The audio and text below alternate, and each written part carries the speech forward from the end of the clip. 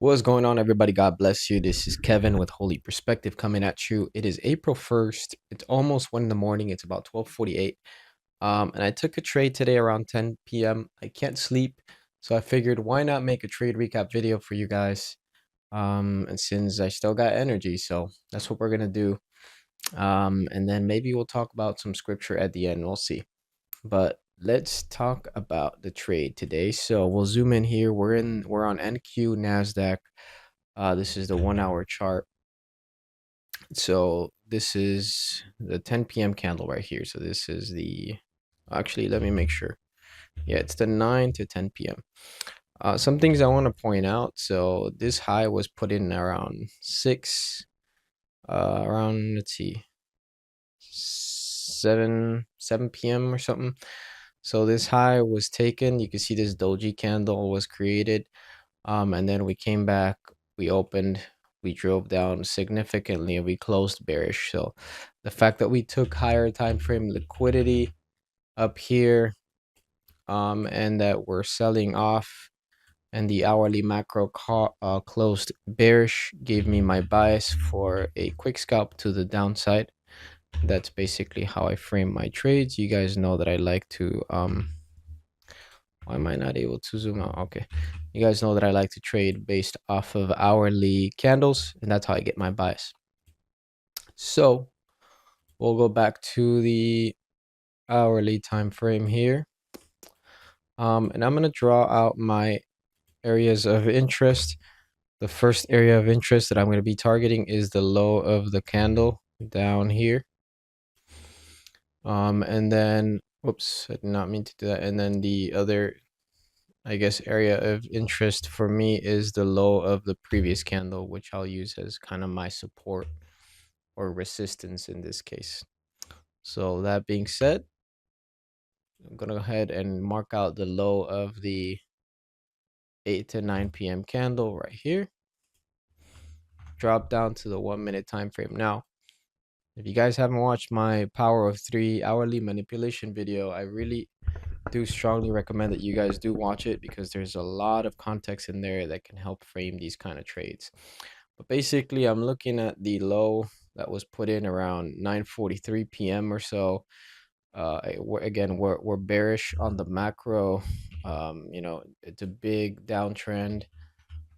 These lows are very fragile, can be taken out. And I know that when price opens, especially around 10 p.m., keep an eye on the charts. It tends to manipulate, flip back below its opening price, retest it, and then come back lower. So that's kind of what I'm expecting here. And what I did was that I set a limit order at the previous candle low right here from the hourly time frame. And so what I did is I set a limit order pretty much on that line. We'll do sell. We'll set a limit sell order there. And so notice it's 9:59 right now, and then as I go through, you'll see what happens. The hourly opens again, and I'll turn on the hourly candle indicator so you guys can see what's going on. So the hourly candle just opened. There is no downwake at the moment, so that is an almost guarantee that we're gonna trade below the open price of the new hourly candle, in order to create a downwake at the very least. So I'm keeping an eye on that level. We go higher even more. So this to me is like cream of the crop. This is exactly what I want to see. Price pushing in a solid direction right at the open without creating a downwick gives me strong confidence that we're going to come back down and trade below this level, since there's basically been no action there. And the fact that we're bearish makes me think that this up move is going to be oh that this up move is going to be a fake move.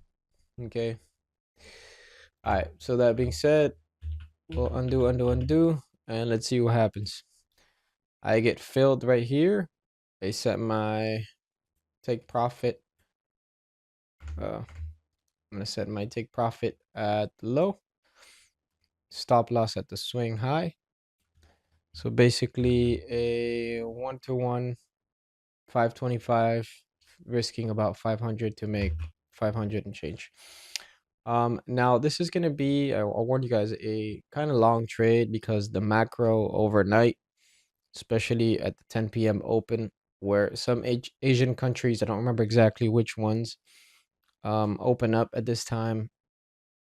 It's kind of choppy, or in the sense it might take a while to hit your draw. Sometimes it is rather quick, but in this case, it took like half an hour. But I was pretty confident in the trade, so we'll just play out some action now. I want to point out here what's happening now. Notice that we flipped below the open, so we'll draw it out. So price opened here, manipulated to the upside, came back down.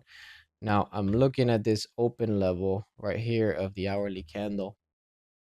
Um, if we come back up, retest it, and hold it, importantly, hold it, more than likely we'll come back down and take our draw on liquidity. So I'm waiting for that. I'm watching strongly how price reacts to that open price level.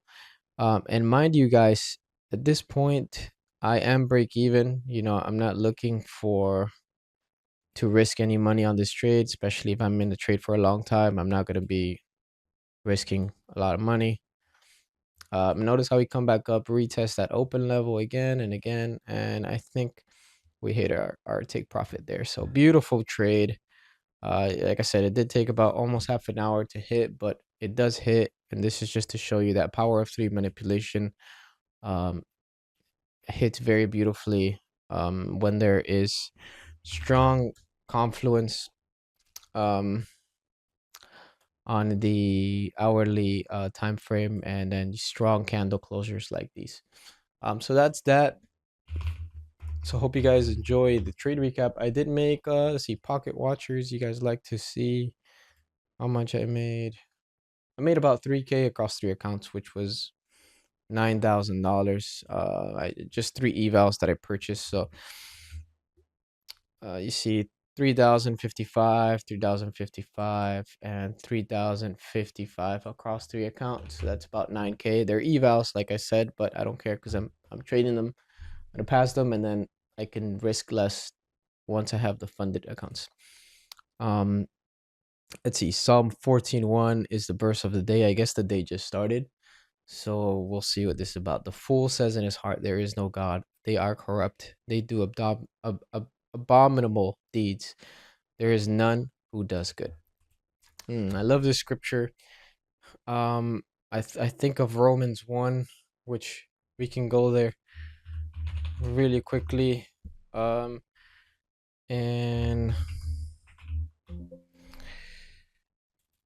I think of this scripture which says that for the wrath of God is revealed from heaven against all ungodliness and unrighteousness of men, who by their unrighteousness suppress the truth. For what can be known about God is plain to them, because God has shown it to them. For his invisible attributes, namely his eternal power, divine nature, has been clearly perceived ever since the creation of the world in the things that have been made. So they are without excuse. Who is without excuse? The unbelievers, the people that don't trust in God or believe in God. For although they knew God, they did not honor him as God or give thanks to him, and they became futile in their thinking, and their foolish hearts were darkened. Claiming to be wise, they became fools and exchanged the glory of the immortal God for images resembling mortal man and birds and animal and creeping things. Let's go back to that proverb really quick and see how it ties in. The fool says in their heart, there is no God. They are corrupt. They do abominable needs. There is none who does good. So, just tying in the two scriptures here, I mean, God has made himself evident through creation, through nature, through the water cycle, through gravity, through planets, through the distance, our distance from the sun, through the beauty of birth, through wildlife and nature and the stars, you name it. I mean, the creation is so vast and so complex, yet so beautiful, and it functions in a way that it's just the most habitable place created ideally for us human beings. And it's very evident. It says it right there. God made himself known through creation. And the fool says in his heart, there is no God. Evidently, there is a God. There's no way everything that we come to know had came to be, including animals, including human beings, including the planets as we know them, and the fact that we have oxygen to breathe, etc. And so let's not be foolish here.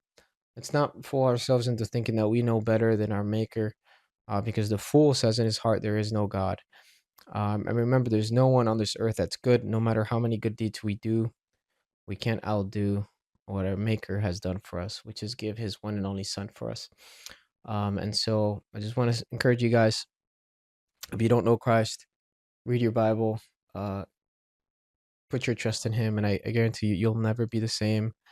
You'll be radically changed. For those of us that are day traders, God blesses us to be able to work from home and make money from the markets. So I just wanted to leave you guys with this scripture, and let's pursue wisdom. Let's pursue a healthier relationship with the Lord and with others around us. Until next time, hope you enjoyed this trade recap and scripture.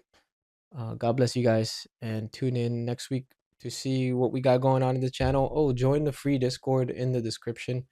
I'm starting to post more trade recaps, videos, and content there, so stay tuned for more information regarding even one-on-one mentorship and that sort of thing if you're interested. God bless you guys. Take care. Peace.